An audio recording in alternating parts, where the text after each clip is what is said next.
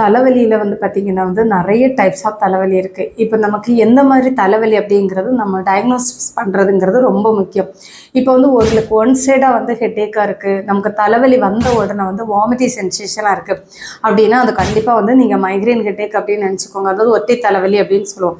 இது வந்ததுன்னா வீட்டிலையே வந்து ஹாட் வாட்டரில் கொஞ்சமாக வந்து கல்லுப்பு போட்டு நீங்கள் வந்து ஒரு ஃபுட் பாத் அந்த மாதிரி எடுத்துக்கிட்டீங்க அப்படின்னா கண்டிப்பாக வந்து உங்களுக்கு இந்த பெயின் வந்து நல்லாவே வந்து ரிலீஸ் ஆயிரும். சைனஸ் ஹெட்டேக் இருக்கு, உங்களுக்கு இந்த பாயிண்ட்ஸ்லாம் வந்து ரொம்பவே வந்து பெயினாக இருக்கும்.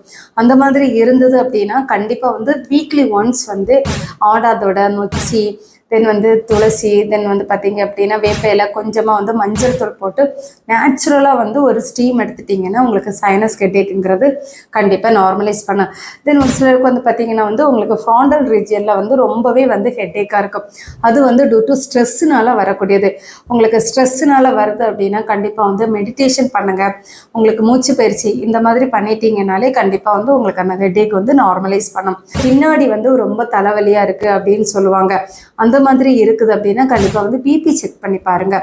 ஏன்னா பிபி அதிகமாகிடுச்சுனாலும் உங்களுக்கு ஹெட்டேக்குங்கிறது இருக்குது.